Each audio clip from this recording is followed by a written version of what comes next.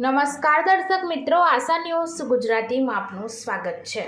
સમાચાર મળી રહ્યા છે વડોદરા જિલ્લાના વાઘોડિયા તાલુકાથી। વાઘોડિયા નગરપાલિકાની ખુલ્લી મનમાની સામે આવી। વાઘોડિયા નગરપાલિકાના અધિકારી દ્વારા આશરે 3 માસ અગાઉ અલગ અલગ મટીરીયલ ખરીદીની ટેન્ડર પ્રક્રિયા કરવામાં આવી હતી। સમાચાર પત્રમાં જાહેરાત બહાર પાડી જુદા જુદા ટેન્ડરના ભાવપત્રક બનાવવામાં આવ્યા હતા। ટેન્ડરના વેન્ડરોએ નગરપાલિકામાં તપાસ કરતા માહિતી સામે આવી। ઇલેક્ટ્રિક સામાન ખરીદીનું ટેન્ડર વધારે ભાવના કારણે કેન્સલ કરવામાં આવ્યું તેવી જાણ ઇલેક્ટ્રિક વેન્ડરને લેખિતમાં કરવામાં આવી। આ બાબતે ઇલેક્ટ્રિક સપ્લાયરે વાઘોડિયા નગરપાલિકા ચીફ ઓફિસર પાસે ટેન્ડર બાબતે પૂછપરછ કરવામાં આવી। નગરપાલિકા ચીફ ઓફિસર જવાબ આપવાના બદલે રૂમ બંધ કરી વેન્ડરને બહાર બેસાડી રાખવામાં આવ્યા। મીડિયાની હાજરીમાં વેન્ડર તેમજ મીડિયાને આ બાબતે કોઈપણ માહિતી આપવાનો ઇનકાર કરી દરવાજો બંધ કરી ફરી ઓફિસમાં વાઘોડિયા નગરપાલિકાના ચીફ ઓફિસરનો મીડિયાને કડવો અનુભવ। ટેન્ડર પ્રક્રિયા બાબતે મીડિયાને માહિતી નહીં આપવા માટેનું રહસ્ય શું તે તો જોવું રહ્યું। બ્યુરો રિપોર્ટ ઉમર મંસૂરી સાથે આશા ગુજરાતી ન્યૂઝ વાઘોડિયા। હું વાઘોડિયા ઇલેક્ટ્રિક હાઉસનો ઓનર છું। ઓગસ્ટ મહિનામાં અમે ઇલેક્ટ્રિક મટીરિયલના સપ્લાયને લઈને નગરપાલિકામાં ટેન્ડર જાહેર કર્યું હતું। ટેન્ડર અમે મોકલાયું હતું। ટેન્ડર આપ્યા પછી 3 મહિના પછી અમને જાણ કરવામાં આવી કે તમારું ટેન્ડર વધારે ભાવના કારણે રિજેક્ટ થયેલું છે। હવે તે દિવસે અમે જાણ કરવા અહીંયા પહોંચ્યા, સાહેબશ્રીને મળ્યા, તે દિવસે સાહેબે અમને કીધું કે તમારું જે ટેન્ડર છે એ બધું ભાવ વધારાને કારણે રિજેક્ટ થયેલું છે। અને અમે જ્યારે સાહેબને મળવા આવ્યા એ પહેલાં અમે રજા ચિઠ્ઠી આપી કે સાહેબ અમે તમને મળવા આવીએ, તો સાહેબે 1 કલાક અમને બહાર ઊભા રાખ્યા અને ઓફિસનો દરવાજો બંધ રાખ્યો હતો। અને ઓફિસનો દરવાજો બંધ રાખ્યા પછી અમને સાહેબ મળવા આવ્યા ત્યારે એમને મૌખિકમાં અમને કીધું કે જે ટેન્ડર હોય એ બધાની સામે ઓપન ના થાય અને તમારું ટેન્ડર જે ભાવ વધારાને કારણે રિજેક્ટ થયું છે એ અમારા અંડરમાં આવે। અને સાહેબે આવું કીધા પછી એવું કીધું કે તમારે લેખિતમાં અમને આપવી પડશે અરજી।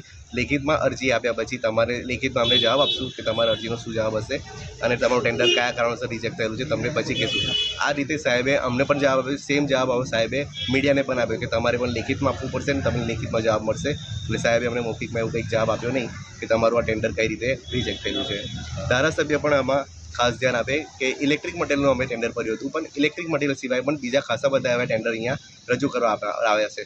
જો અમારા જે ટેન્ડરમાં જો આવું થતું હશે કે વગર બધાને બતાવ્યા સિવાય કોનો ભાવ વધારે છે કોનો ભાવ ઓછો છે અને પાસ થઈ જતો, તો બીજા બધા કેટેગરીમાં પણ આ જ વસ્તુ થતી હશે કે ટેન્ડર એ લોકોનું ડાયરેક્ટ એ લોકો જાતે જ રિજેક્ટ કરી દેશે કોઈને જાણ કર્યા વગર અને ડાયરેક્ટ નોટિસ મોકલી દે છે। એવા ધારાસભ્યશ્રી આમાં તપાસ કરે। ઓકે, બસ મળવા ગયો કે ભાઈ પહેલાં પટાવાળાને કીધું કે સાહેબને કહો કે મીડિયા કર્મીના પ્રમુખ આવ્યા છે, એમને 10 મિનિટ તમારી જોડે ચર્ચા કરવી છે। તો એમને કીધું કે અમને તમે બહાર બેસો, હું તમને બોલાવું છું। પછી 5 કલાક પછી બહાર આવ્યા અને એમની જોડે અમે ચર્ચા કે ભાઈ આ ટેન્ડરની પ્રક્રિયા શું છે, કે તમને ખબર ના પડે, તમારી પાસે રૂલ્સ છે કોઈ, અમે જે કહીએ એ જ ફાઇનલ છે। કે આજે તમારી પાસે ટેન્ડરની પ્રક્રિયા એવું નથી હોતું કે તમારી રૂબરૂમાં જ ખોલવામાં આવે। આવું ઉદ્ધત વર્તન કરીને મીડિયા જોડે અને અમે કીધું કે એક બાઇટ આપી દો, તો એ બાઇટ આપવા બી તૈયાર ના થાય। ખુલાસો કરવાનો હોય, અરજદાર હોય એને પોતાનો વિગતનો કંઈ ખુલાસો કરવાનો હોય એ બાબતે ખુલાસો આપવામાં આવે છે। પરંતુ રહી આ પત્રકારની છે, જે વાઘોડિયામાં જે ટેન્ડર પ્રક્રિયા માટે મામલો આવ્યો હતો, હવે અરજદાર પોતે પૂછી રહ્યા હતા અને ત્યારબાદ જે મીડિયા પણ કહેવામાં આવ્યું કે ભાઈ આ બાબતે શું હકીકત છે।